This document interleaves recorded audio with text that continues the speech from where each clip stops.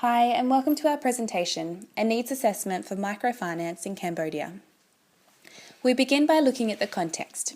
Here you can see some of the basic statistics. Notice that over 80% of the population live in the countryside and nearly a third live below the poverty line. In order to understand the context of Cambodia, we need to reflect back on the legacy of the Khmer Rouge and the civil war which followed. Between 2 to 3 million people were estimated to have been killed or died from starvation during this time.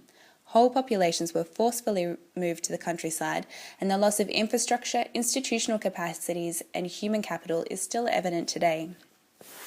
Particularly important for this study, the Khmer Rouge intentionally abolished all financial infrastructure in the country. We can see then that as the post-conflict period began, there was a desperate need for credit. Cambodia is now into its third decade of recovery. Observers claim that it's making positive progress in terms of economic growth and reduction in poverty levels. Through our research, we have identified that there is both demand and need for access to finance in poor and rural areas of Cambodia.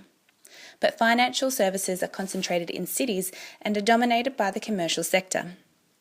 In general, banks consider the poor to be too costly and too risky to service, as they tend to engage in high frequency of small transactions, be physically remote, and lack collateral and stable incomes.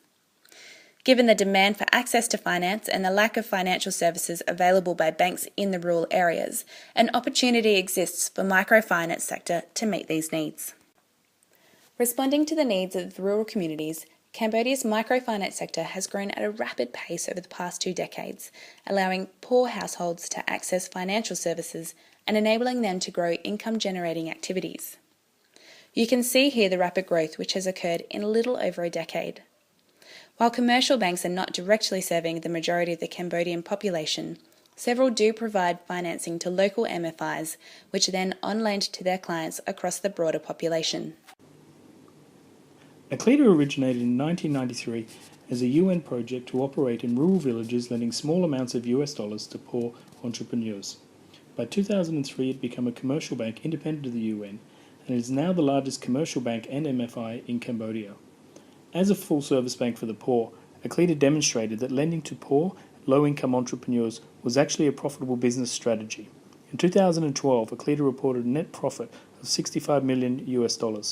Accleda is often used as a case study globally on how post-conflict development programs can evolve into profitable, sustainable, long-term microfinance institutions. It has also inspired a new generation of microfinance institutions to enter Cambodia. A recent discussion I had with the director and founder of a new Cambodian MFI, I asked him why he had decided to enter into the MFI industry. He stated that he saw the profit of Accleda and he would like to one day replicate their achievements. I asked him if he had any goals to achieve, or if he had any understanding of the development objectives of microfinance. He said he had none. He was purely interested in generating the profit that Accleda generates. As we just saw through the example of the new MFI, which was established with the aim to replicate Accleda's profits, our research has found that the commercialization of MFIs in Cambodia that they are more likely to pursue profit rather than reaching out to the poor for the purpose of poverty alleviation. The increasing number of MFIs to the current number of 32 has resulted in increasing market penetration.